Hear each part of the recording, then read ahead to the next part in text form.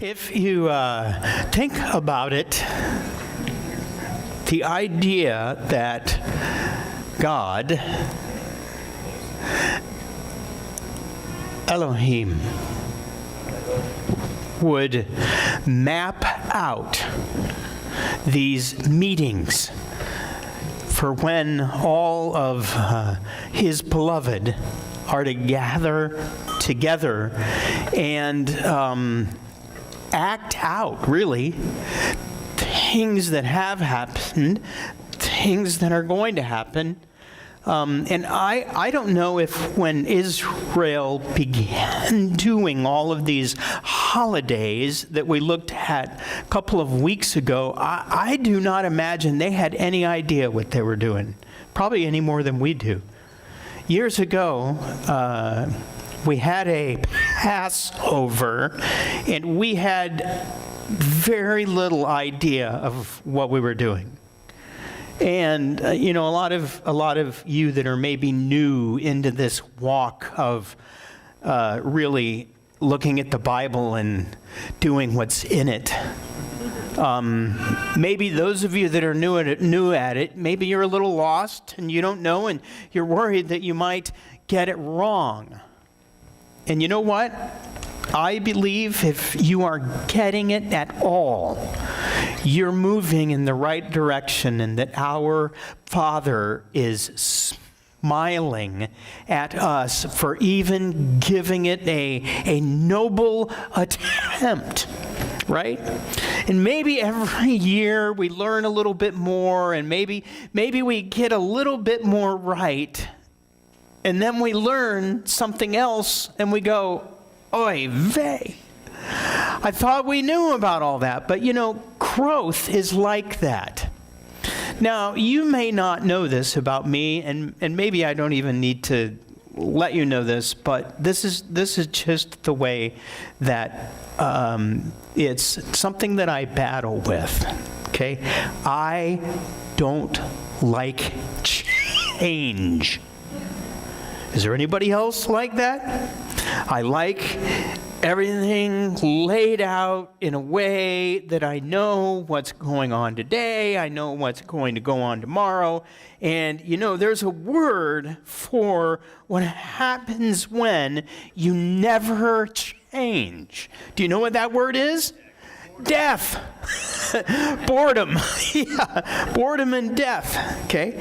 Learning is all about that.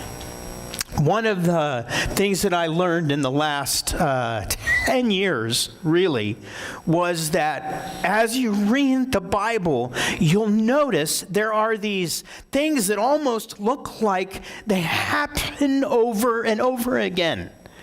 Okay, and maybe some of you are like that in your lives. Maybe you're like, wait a minute, I already did this, and now we're doing it again. What in the world is going on? And I believe that's one of the ways that our Father teaches us about life, is by having these repeated cycles, if you will, in the Bible. I'll give you an example. This is an example where the men are going to want to laugh. Don't. It will not work out well with you. Okay? Do you remember in the beginning when Eve, whose real name was Hava, was tempted by the serpent? And, everything that happened, and Hava looked at the tree and reached out and touched it, and nothing happened. So that's a whole nother message right there. And she ate it, and then she gave it to her husband. And then God was looking for Adam and Hava, and he asked, where are you? Not meaning where are you located, but what in the world has happened with you? And what was going on with them? They were hiding.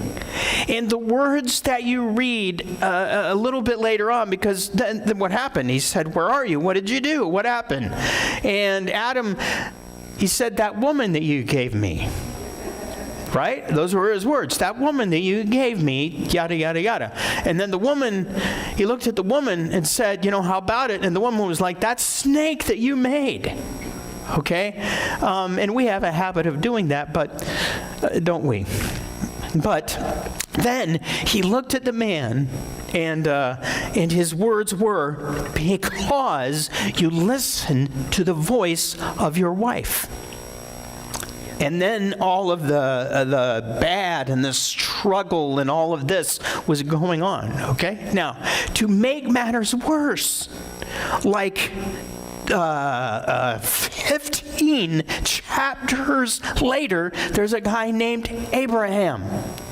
And Abraham's wife comes to him because Abraham is supposed to, with his wife, have a baby, and that baby is supposed to be the one that will be blessed by God, by Yehovah. And there's no baby, there's no baby, there's no baby. So the wife comes in, Sarah, his wife, and says, you know what, we're getting old, and this is not working out. I have an idea. Right? And the idea was, go into our servant girl, Hagar, and you can have a baby by her. And Abraham argued vehemently with his wife. No. Abraham went right in. Okay? And it didn't work out very well. And what were God's words to Abraham? Because you listened to your wife. That's it. Okay? And what you notice as you read it is when you get, please finish this. When you get to the Abraham, quickly. Okay, the Abraham part is there ought to be alarms going off in your brain and you're going, wait a minute, those exact words are in Genesis 3. And they are. And what does that mean? Does that mean, men, you're not supposed to listen to your wives? And the right answer is, you guys don't know. You're like, I don't know. What does it mean? Okay? It means that your wife is designed to help you and give you God's words so that you might remember and keep the commandments. But if your wife is off, meaning she's not walking with God, then you need to know the word and the commandments enough that you can go, wait a minute, that's not the right word. And you know what that means? That means in a normal, in a healthy, loving relationship with a husband and a wife, there's going to be disagreements. There's going to be debates. There's going to be a little bit of, if you want to use the word arguing. I use that word sometimes and people are like, well, that's not good. It's not good to argue. And I'm like, yeah, it is. Come on, let's argue. Right? So I say all that in order to lead into the idea that there are these patterns of things that happened over and over again in the Bible. And one of them that we're going to look at tonight, and the reason is Passover is right on us. Okay? Now, the actual literal day as given in the Bible, as far as we know, is Tuesday evening into Wednesday evening, or Wednesday evening into Thursday evening, which gives us a 48-hour window of when it probably is. Okay? Which is one of the reasons why those little booklets are out there. If you would like at your home on either of those nights, it's about an hour long and a meal in the middle of it. If you want to do that at your own house, you're welcome to do that. By the way, that's the way it was done in the Bible. Passover was done in the homes. Okay? But that's what we're going to look at tonight, all right, is this idea of these patterns that you literally can, they jump up at you if you go home and read your Bibles. All right? If you don't go home and read your Bibles, then you're going to hear this and be like, I have no idea what he's talking about here. Okay. As a matter of fact, the miraculous events that went on surrounding the ministry and the death and the burial and the resurrection of Yeshua all of those events and everything about them can literally be seen thousands of years earlier in God's holy days. We learned that a couple of weeks ago.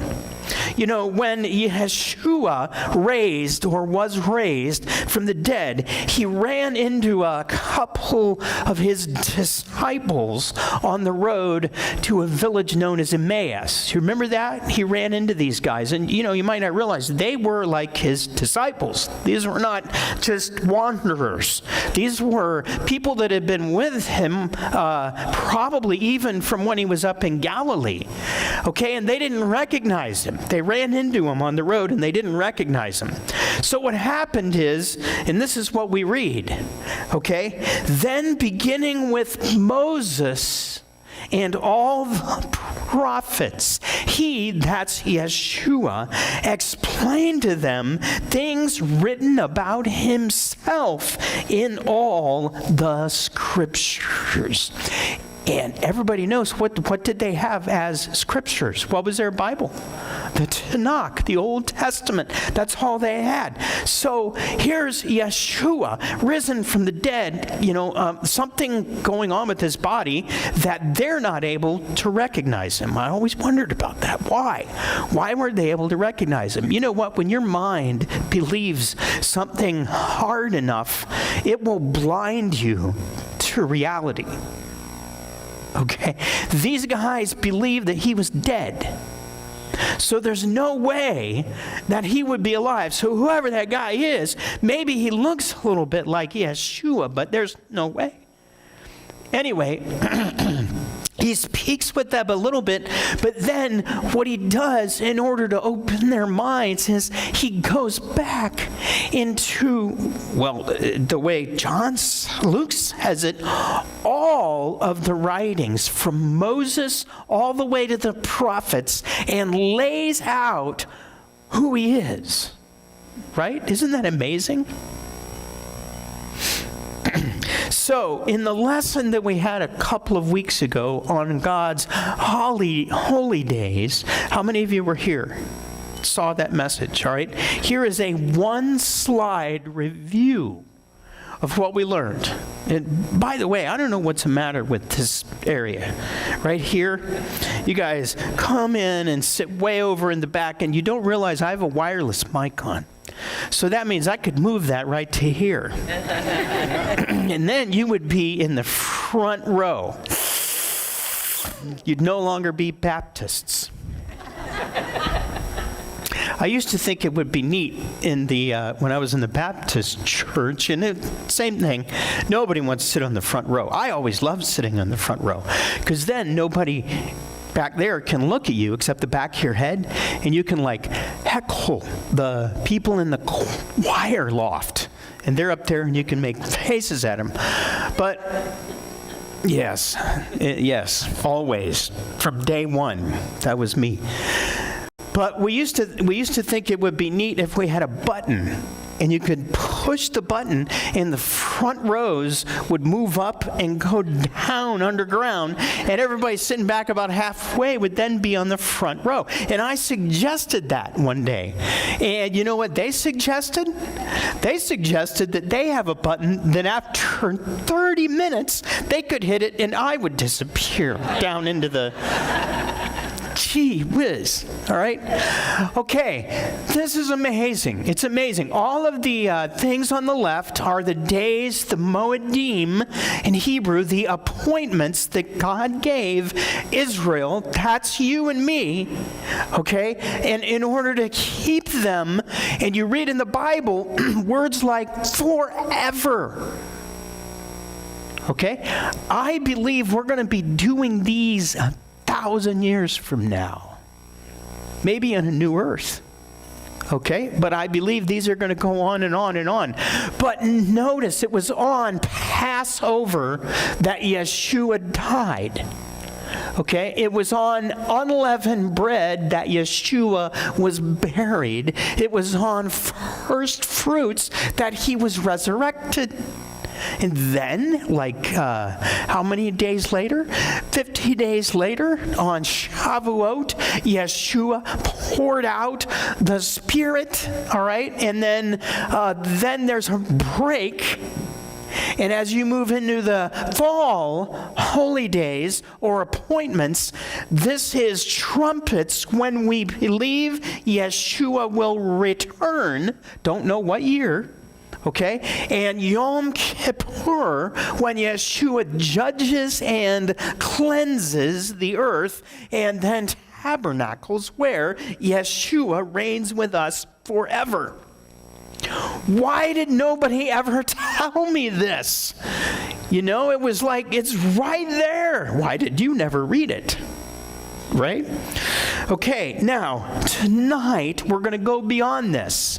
We're going to dive down with a little bit more depth and look at Passover and some of the miraculous patterns that are established there. And I believe they'll make a difference in your life. Okay, now, we begin with the prelude to the original Passover, which happened when Israel was brought out of Egypt. Okay? By the way, the word Egypt in Hebrew is the word Mitzrayim. Say that. Mitzrayim. Okay? But you might not know that Mitzrayim means hardship, distress, oppression, a narrow place, or straits.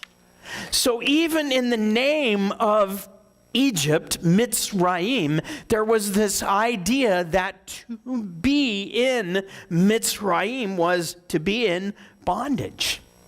Okay? And while Israel was in Egypt, in Mitzrayim, they cried out. For many, many years, they cried out. And at the right moment, okay, Yehovah, God, grabs a man named Moses, and you all know about his birth and all of the miracles that happened surrounding that. But these are the words that Moses was to let Israel know. Okay? These are very important words.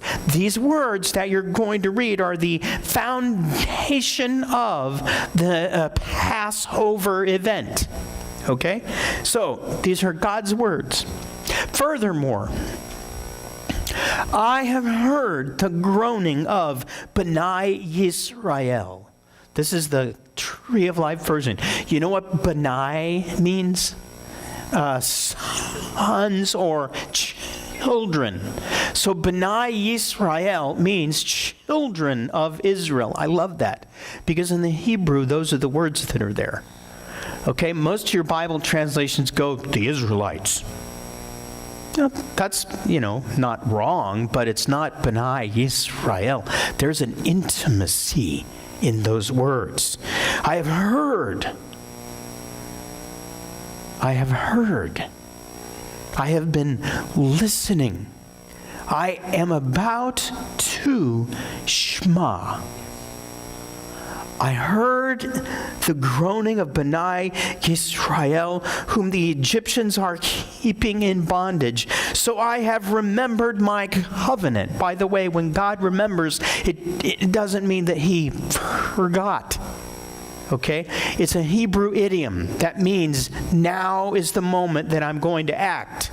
Okay? Therefore, say to B'nai Yisrael, I am Adonai, and I will bring you out from under the burdens of the Egyptians. I will deliver you from their bondage, and I will redeem you with an outstretched arm and with great judgments. I will take you to myself as a people, and I will be your God. I will be your Elohim. Now, what do you notice about that language?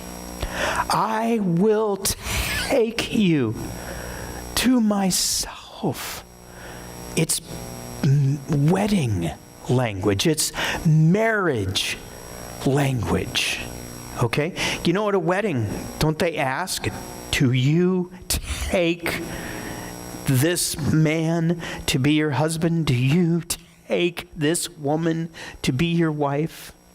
The shortest wedding ceremony that I ever heard was a guy, I think he was from Arkansas or something like that, and he looked at the woman, said, "You take him?" She said, "Yes." Looked at the man, said, "You take her?" He said, "Yes." He said, "Took." That was it. There's more to a Hebrew wedding than that. Okay? This is marriage language. As a matter of fact, if you have one of those complete Jewish Bibles that have the notes in it, this is one of the things that you'll read in the notes, that Rabbinic Midrash portrays the book of Exodus as an engagement arrangement between God, the groom, and Israel, the bride, with the Torah serving as the wedding document. In Hebrew, that's the ketubah. And Shabbat, Sabbath, serving as the engagement ring. Isn't that neat? All right? Shabbat is a sign that you are his and he is yours, that you're married. It's your wedding ring. Now, in the verses that we read, did you notice these great promises? There are 4 of them at least. Okay, they're underlined. He said what? I will bring you out from under the oppression. I will bring you out. I will deliver you.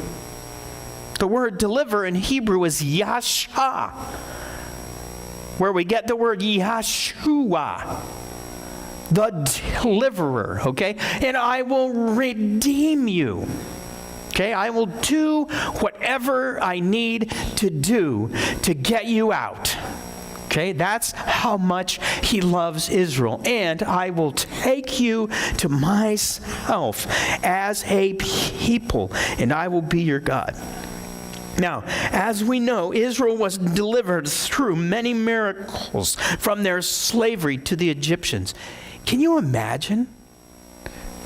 Can you imagine just like being in your house and watching what's happening? These locusts, you know, a gazillion locusts are coming in on the wind, and they're just eating everything, you know, and you're like, I imagine that B'nai Yisrael thought this was the end of the world. With all of these things that were happening, all of these events, okay? I imagine that maybe the Egyptians even more thought this was like the end of the world. What in the world is going on? You know, all of these plagues. Something very interesting about them, no, that you might not have noticed is how many were there? 10. How many did Israel experience of the 10 judgments? Nope. 3. Okay? So that means that of those 10 judgments, Israel, and one of them was the blood in the water, okay? Of them, the vast majority of them, okay, the really strong ones, because they got stronger as they went along, didn't happen to Israel. Why not? Because God was protecting them. God, he made a separation. He made a distinction. It's one of those moments in the Bible where God is not a God of unity. Okay, God is a God of division, and he reached down and he divided B'nai Yisrael from everybody else. He's like, you guys, as long as you hang out with me, you're going to be all right. If you don't hang out with me, not as much. And that goes for right now. just as well, doesn't it? And no matter what may happen, no matter what the government might do, or no matter what the nations might do, or the communists might do, listen, this is very important. Do not be afraid. Okay? Ever. He is your Elohim. He is Yehovah, your God, your creator, the one who provides. He's not going to let us go. All right? Now, the last of the plagues in Egypt was the death of the firstborn, from which Israel was saved by doing what? By putting the blood of a spotless lamb without defect on the doors of their homes, all right? This was the first Passover, although the pattern had already begun. I don't know if you realize that. Back in Genesis, it already began. Remember when Abraham went up the mountain with Isaac? And what was in the bushes? A lamb. So it already began. God was already revealing this. But on that day, when they left Egypt, and God gave them these directions, here's what I want you guys to do. This is what we read. He says, this day is to be a memorial for you. You are to keep it as a feast or a moed to Adonai. Throughout your generations, you are to keep it as an eternal ordinance until Jesus arrives. No. That isn't in there. I'm seeing if you're awake. Okay? So it was to be a reminder of Israel's miraculous deliverance from bondage. And they were to hand it down generation after generation. They were to do this every year. Okay? And every year they were to do it. They didn't do it every year. They were supposed to do it every year. What happens when God gives you a command of something that you're to do every year and hand off to the next generation and you don't do it? You don't get rain. The book of Judges is what happens. What happens in the book of Judges at the very beginning is basically it says that all of those who knew the miracles that happened in Egypt died. And the next generation didn't know. And the book of Judges is a disaster book. It's like you don't want to read it anymore. It's like, come on, you guys. All right? But that's what happens when we do not hand it off to the next generation. Now,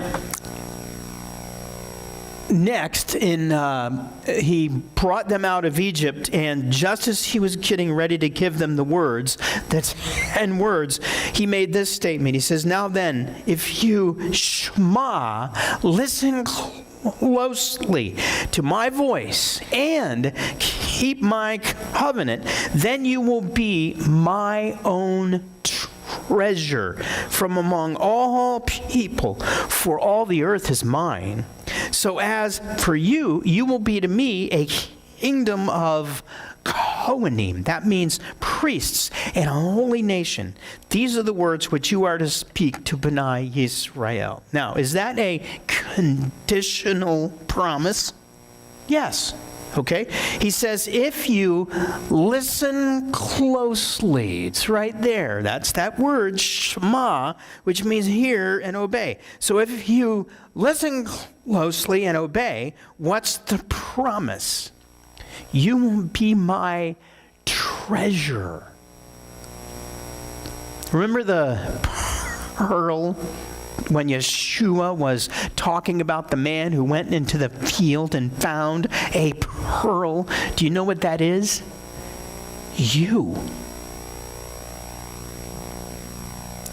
I always looked at that the other way around, that I went out and found it and it was God. He's the pearl. You don't go looking for God. God looks for you. You Israel are the pearl. You are the treasure, right? Said you're going to be his treasure. So that's the promise. But here's the purpose. Here's the reason you're his treasure. So you will be a kingdom of priests and a holy nation. Dennis Prager wrote about this in one of his books on Exodus. He said, Israel is chosen to spread knowledge of God and his moral law to all humanity. The task of a priest is to minister to individuals and bring them closer to God. See, what happens sometimes is people that believe they're chosen and elect stop it there.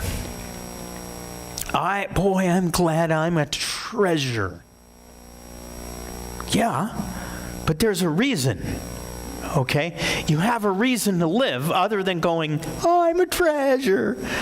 Okay? Your reason to live is to represent me to the rest of the world. And that's our job as well. But Israel didn't do very well.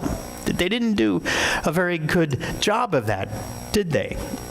As a matter of fact, Israel turned against Yehovah, their God, over and over and over again, and worshipped idols, and even did what the Bible calls abominations that we read about. And Israel, his beloved treasure, did those things. You can read about them in the Tanakh. So what happened? What did God do? God scattered them to the nations. Right? So they were kind of like planted all over the world. But you know what? Even when you read books in the Bible, like the book of Hosea, how many of you read Hosea? So Hosea begins with God looking at this prophet and going, dude, I want you to go marry a prostitute. Okay? He doesn't argue. He goes, I guess he finds one. He goes and finds one and marries her. He says, then I want you to have children through that prostitute. And he's like, all right. So he does. And then he says, and this is what I want you to name them. And he names them these weird names. Okay? One of the names is, I think the name of the firstborn is No Mercy. Okay? Literally in Hebrew, it's no hesed. There's that covenant mercy that is given, and God is communicating through this man and his children what's happened with his people, Israel. So they name one, no mercy. They name the second one, what's the second one named? No, not my people, but there's another one. Lo Ami, not my people, and then there's one more. Okay, so the bottom line is these names are, I don't know who you are anymore, and we're done. Okay, and it's like God divorces his people, Israel. And yet if you keep reading in Hosea, you find out that's not what God wants. That's not what Yehovah wants at all. It's breaking his heart to have to do this to his people, to have to remove his covenant love and hesed and his protection and his guidance and having to remove all those is breaking his heart, and he doesn't want to do it. And in one verse, it's like you're reading him saying, I'm so mad that you guys are out of here and you're not going to be mine anymore, and turns around and goes, can't do that. That's how much he loves us. That's how much he loves Israel. So now, he loves Israel enough that he goes back into this miraculous Passover event, and he starts doing it again. All right, watch. This is Yeshua now. The next day, John was standing with two of his disciples and watched Yeshua walking by, and he said, "Behold, the Lamb of God." As we know, Yeshua then went out and chose his own disciples to be with him, right? And remember when he said to them, "Follow me," okay, what he said he was going to do? He said, "Follow me, and I will make you fishers of men." And immediately they left their nets and followed him. Some of you may know about that, fishers of men. "I will make you fishers of men." Something like that, right? Okay, I did. That's all I remember. Now, why did he offer to make them fishers of men? Well, they were, after all, fishermen, okay? But there's more. There's something else. The something else is that way back when God was divorcing and scattering and exiling his people, there was another prophet named Jeremiah, and through Jeremiah, God, Yehovah, let it be known that God was going to bring them back. He had a plan. These are the words in Jeremiah. Check this out. Okay? "Therefore, the days are quickly coming, declares Adonai, when it will no longer be said, as Adonai lives, who brought up the children of Israel out of the land of Egypt.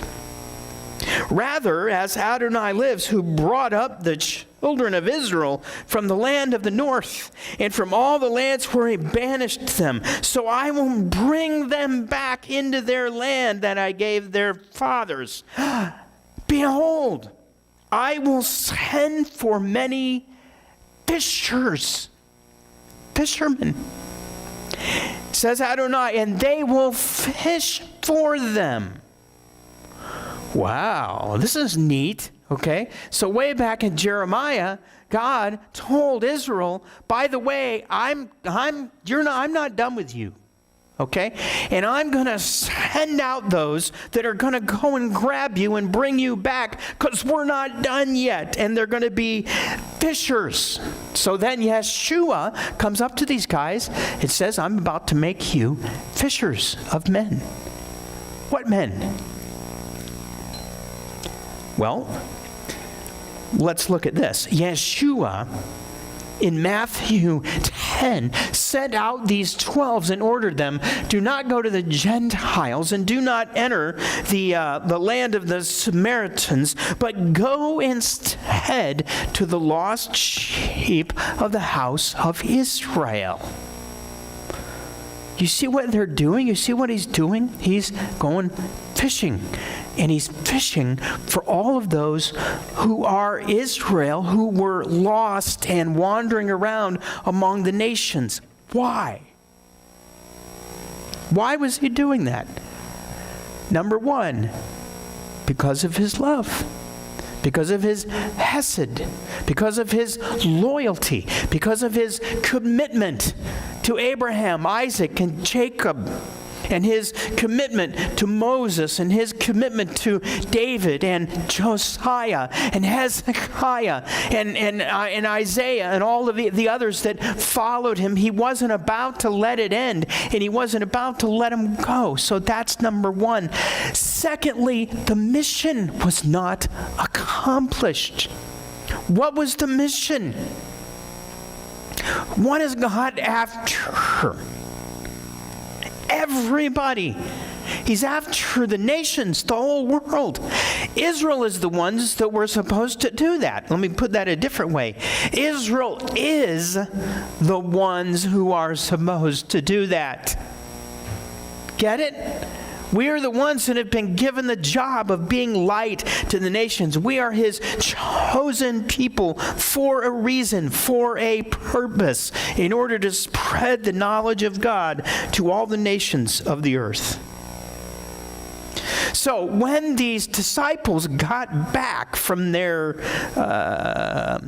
journey out into finding Israel, the lost sheep of Israel, in Luke reports this: when the emissaries returned, they described to Yeshua all they had done.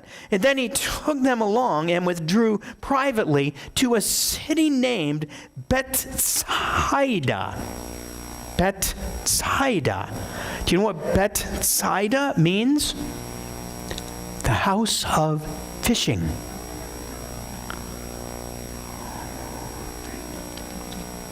And almost immediately in Bethsaida, the house of fishing, they are surrounded by crowds of people. And Yeshua begins doing what he always did. What did he always do with the crowds?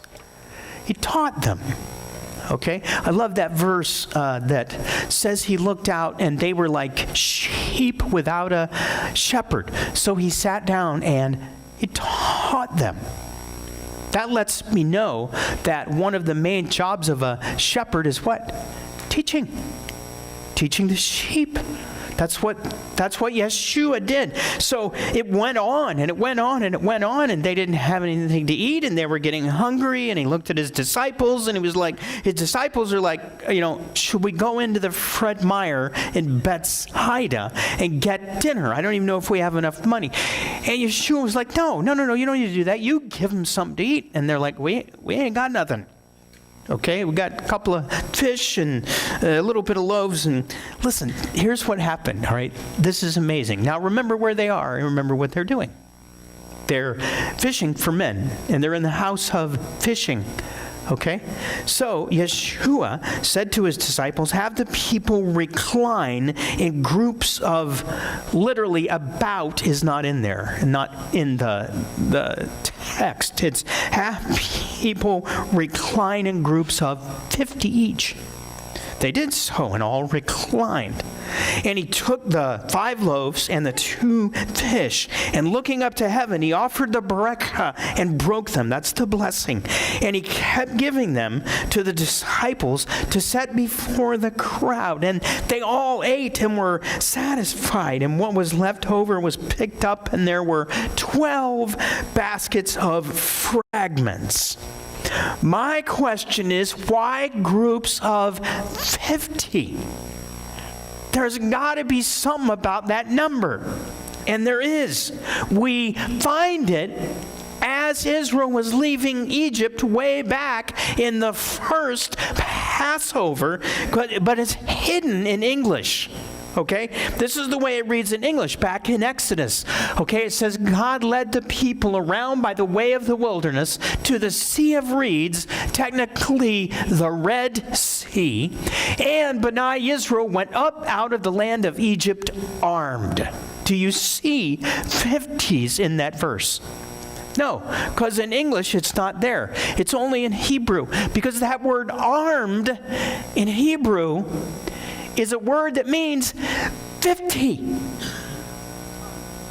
So they went out of Egypt and they went into the wilderness in groups of 50s, armed.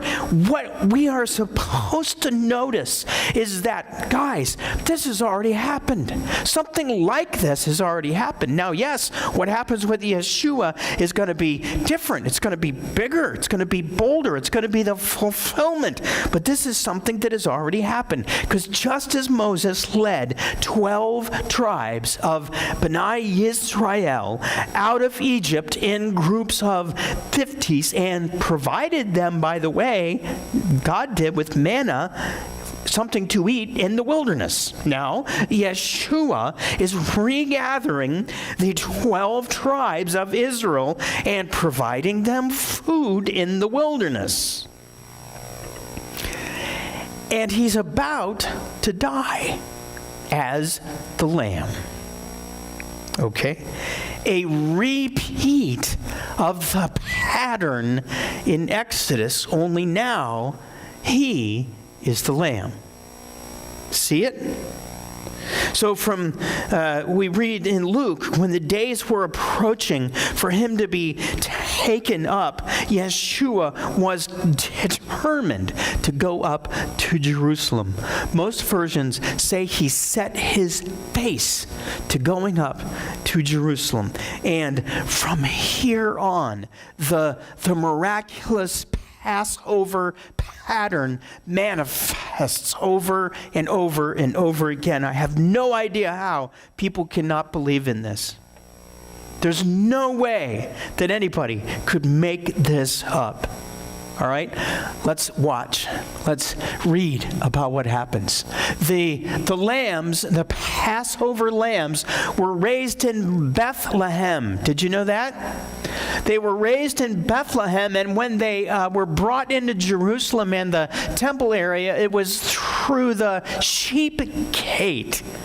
By the way, Yeshua, born in Bethlehem and entered Jerusalem through the sheep gate, we learned that a couple of weeks ago, on the same day that the lambs were entering. Kind of got in one another's way, I would imagine. Okay? Next, something else that happened in Jewish homes is they got all of the leaven out of their house. Okay? They began to cleanse the leaven or hametz from their house, and that's one of the things that is commanded, to get rid of the leaven. Leaven is like a dust, all right, like yeast, and they got it all out of their houses. Okay? Yeshua cleanses the temple, that's his Father's house, from the leaven of the religious leaders. All of this happening at the same time. All right? The meal, the Passover meal, was to be handed down generation after generation. Well, the Last Supper, as we know it, was a Passover meal. Okay? They had if you want to use the word Seder, that's what it was about. I think in the Complete Jewish Bible, he even translates Yeshua saying to his disciples, I have longed to eat this Seder meal with you. Okay? The firstborn of the lambs were the ones that were to be offered. Well, Yeshua is known in the New Testament writings as the firstborn Son of God, Son of Yehovah, the firstborn from the dead, the firstborn among many brethren, and the firstborn over all creation. Something else, the lambs had to be without defect or blemish. Yeshua was without what? Sin. Okay? The lambs were inspected for 4 days to make sure they didn't have any defects. Yeshua was inspected by the religious leaders for 4 days in order to find out if there was any sin in him. Okay? When the lambs were bound for the slaughter was when Yeshua was nailed to the cross. Israel was to put the lamb's blood on the doorposts of their houses, which if you took Yeshua's blood from being hung, you could easily picture a door of a house with blood on it. When the lambs were slaughtered, the high priest would say, Tam venishlam, it is finished. When Yeshua died, his words were, Tam v'ashlam, it is finished. The lamb's bones were not to be broken. Yeshua's bones were not broken.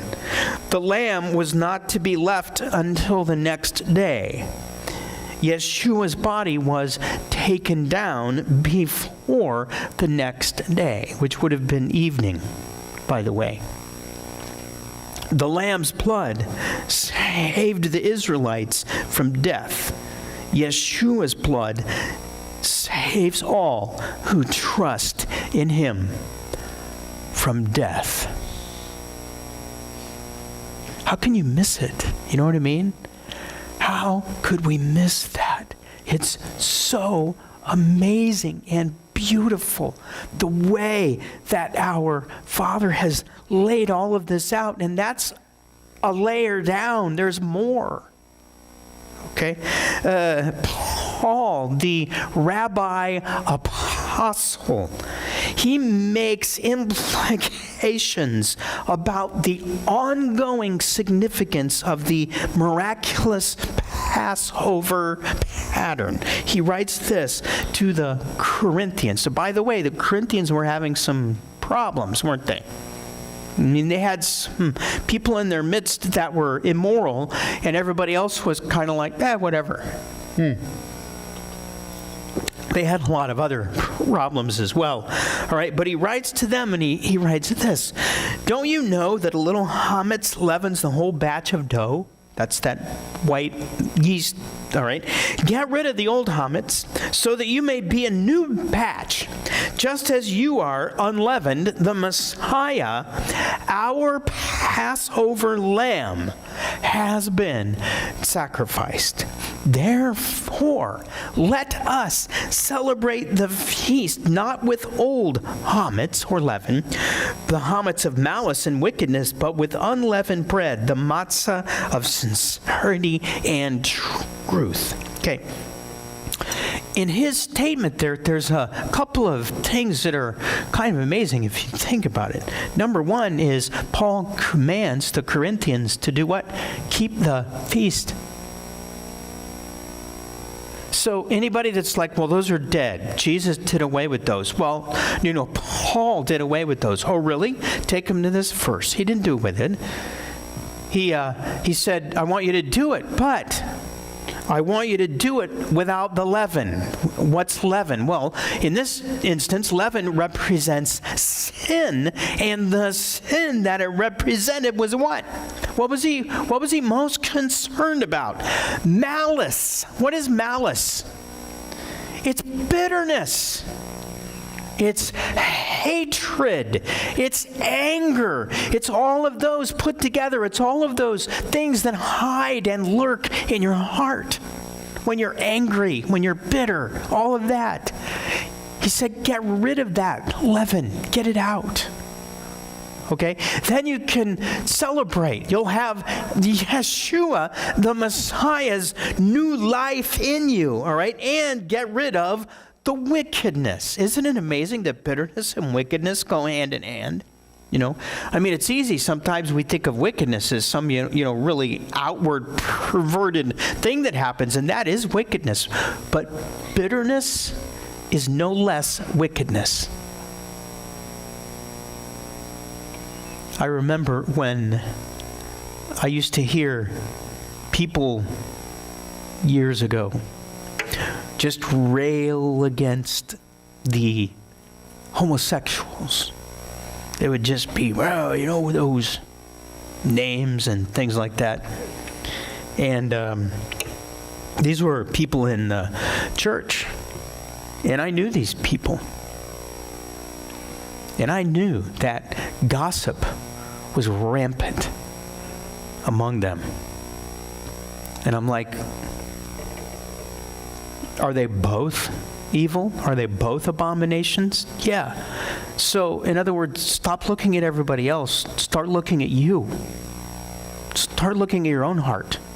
Start examining whatever bitterness and anger and hatred and all of that is in your own heart and get rid of it. How do I do that? Well, you guys all know. Everybody in this room knows how to do it. Father in heaven, I choose to what? Forgive. Okay? So he commands us to celebrate it, and then he commands us to get rid of the leaven, all right? And that would be the end of it. And we could go, wow, that's amazing. Look at what Yeshua has done, and, lift him up on high. But what if the pattern doesn't end? What if it didn't end with Yeshua? What the pattern of the Exodus, the pattern pattern of Passover. What if it's not done? What if it's going to happen again? Could that be? You know, there is another book in the Bible, in the New Testament, that mentions the Lamb, and it mentions it over 35 times in this one book. It uses the words, the Lamb, the Lamb, the Lamb. Do you know what book that is? Revelation. Okay, where you read this. Worthy is the Lamb who was slain to receive power and riches and wisdom and might and honor and glory and blessing. And if you read the book of Revelation and you've already read Genesis and you've already read Exodus and you've already been, your brain has latched on to this pattern of what happens, then it is not a stretch at all to know that the book of Revelation is another Exodus. And what does that mean? That means all of the judgments and things in there that frighten and scare believers shouldn't. Yeah, you should be. You can be concerned about your neighbors and your family enough to do what? Be the light, right? But you're Israel.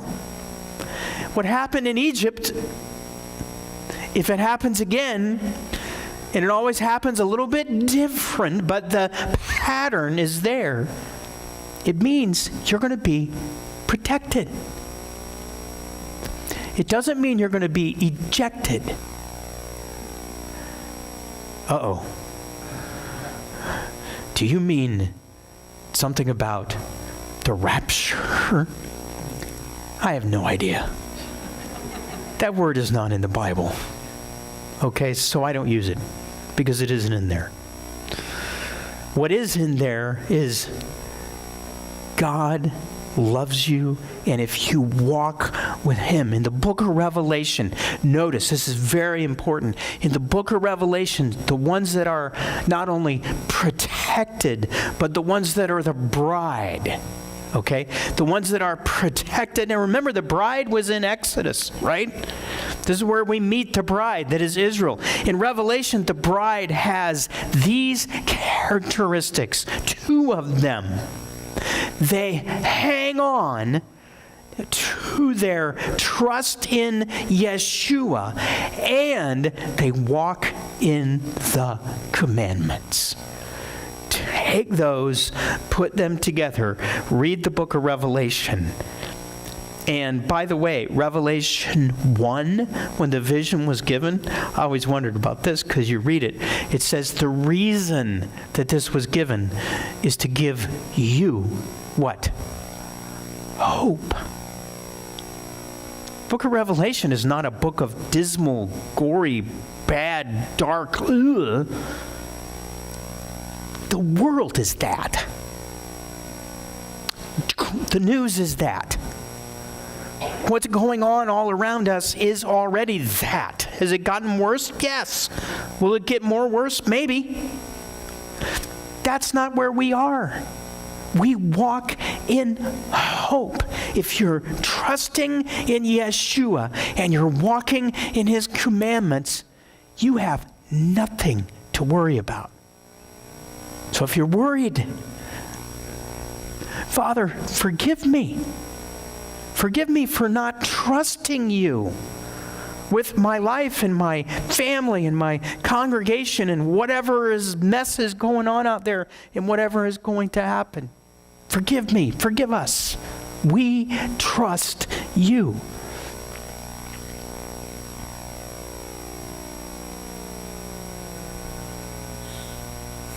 Okay.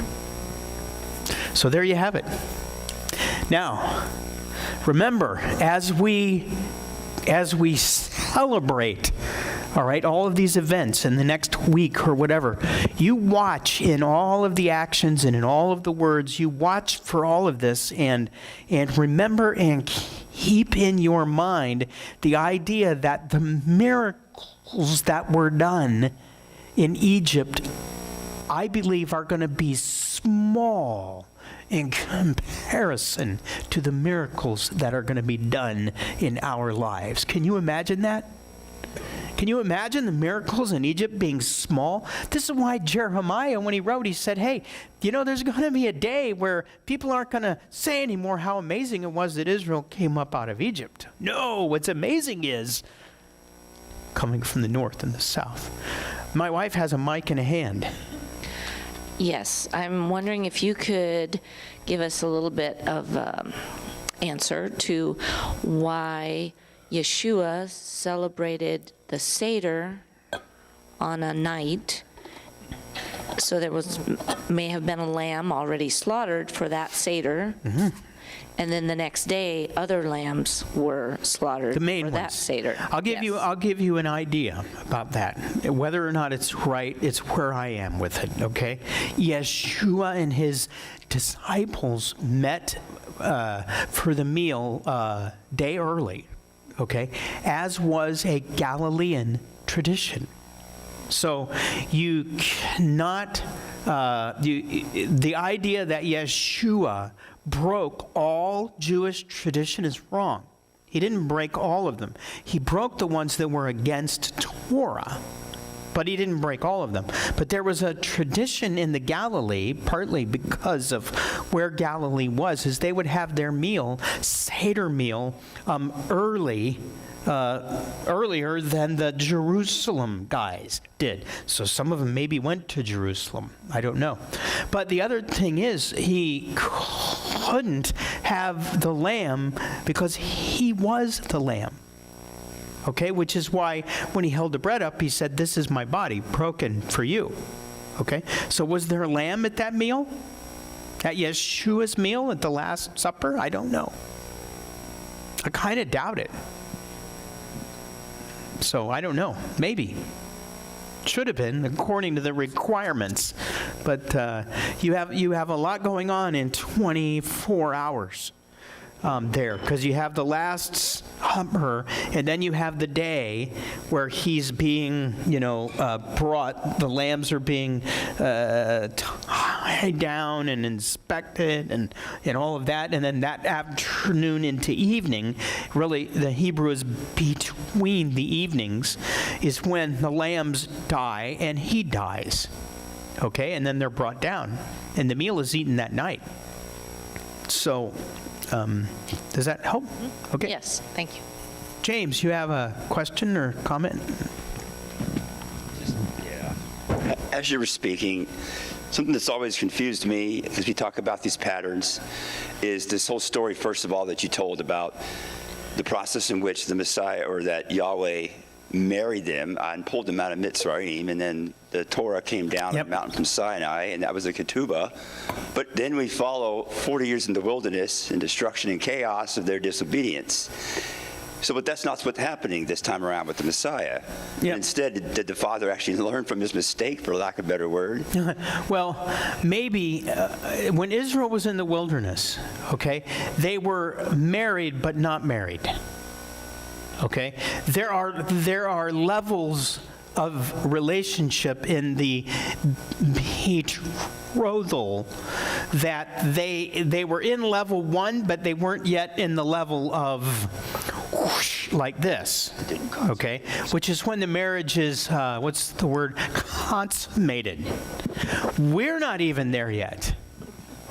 Right? Because that's in Revelation.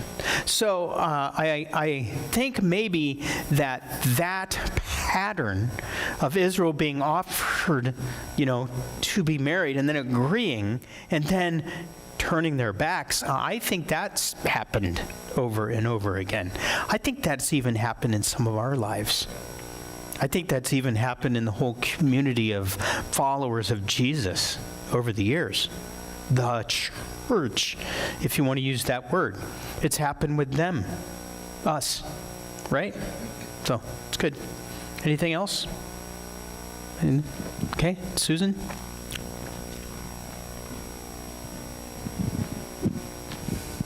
Thanks.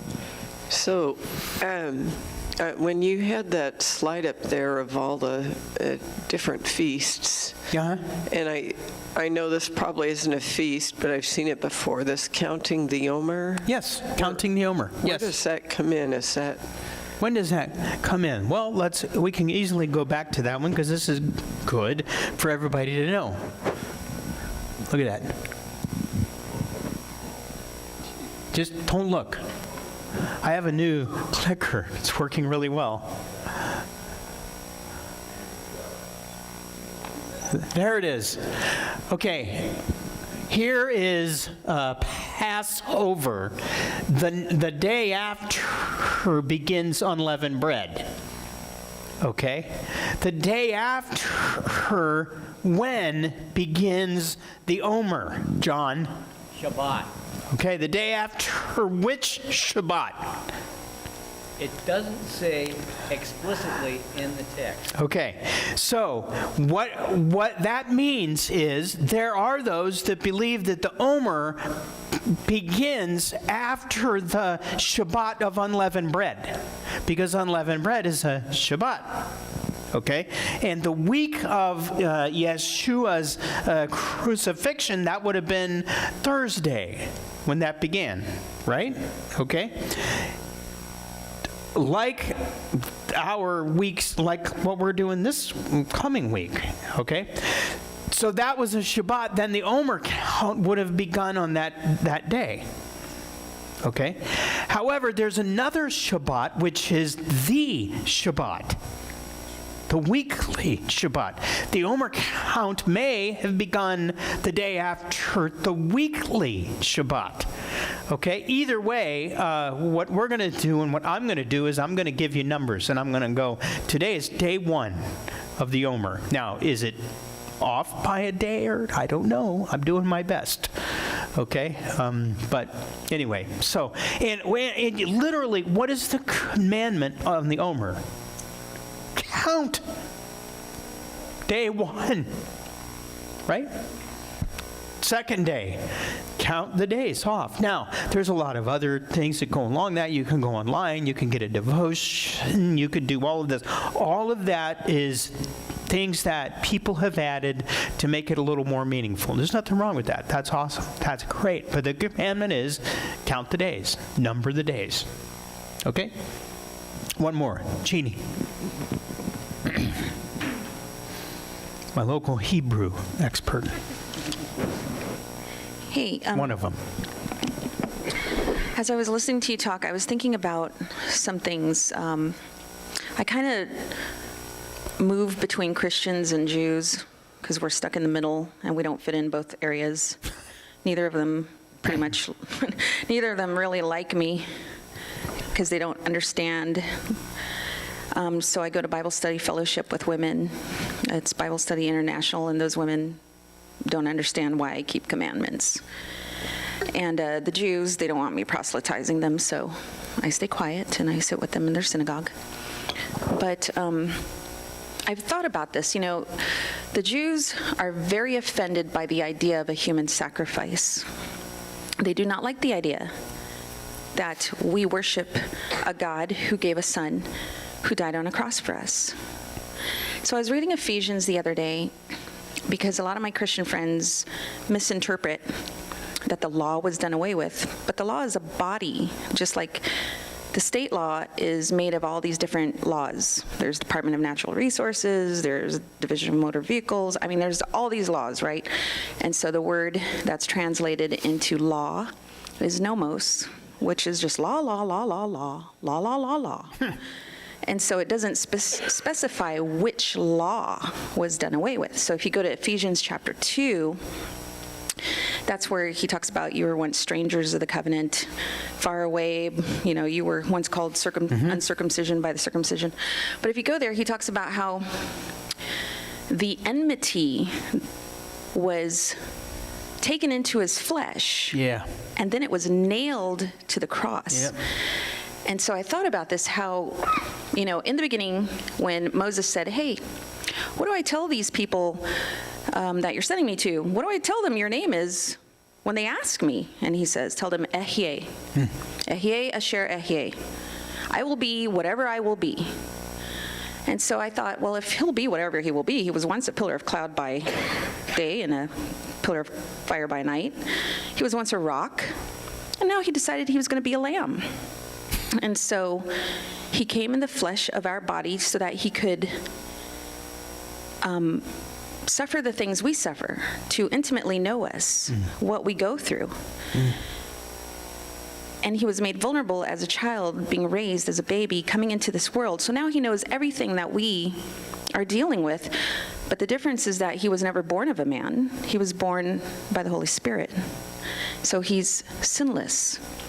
And then he decided, somewhere up in the heavens, he decided, yeah, I'll take on this mission. And then he comes to earth and forgets everything he was told. This is your mission. If you accept it, this message will self-destruct in 10 seconds.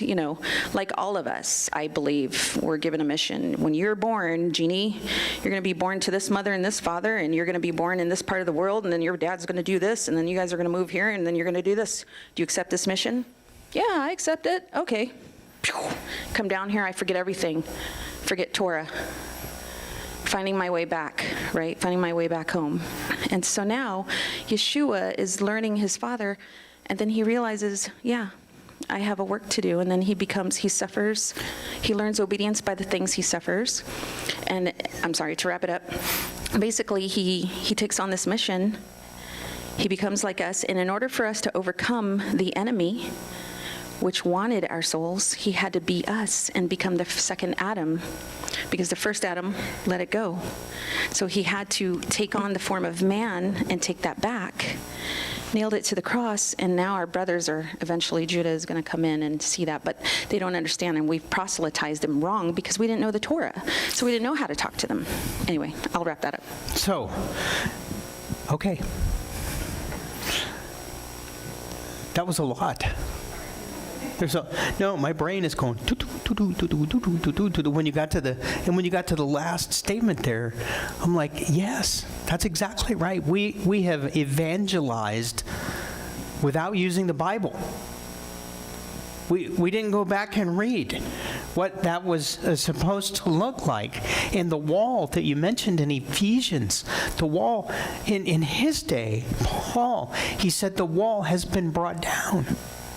But we built it back up again. So it's like we need that book all over again. We need the book of Ephesians so the wall can be broken down again. But you can't do that when, you act the way we do sometimes in our know-it-all ways. So, okay, thanks. It's been a very good evening. Thank you very much. Let's stand up together and we'll let you go. And remember, Yehovah will bless you and keep you. And that goes for today and tomorrow. Okay? Yehovah will make his face shine on you and be gracious to you. Yehovah will look you in the eyes and give you shalom. Yivarekecha Yehovah v'yishmerecha Yair Yehovah panav elecha v'kuneka Yisa Yehovah panav elecha v'yasem lecha shalom. Shabbat shalom. Go home and read your Bibles. And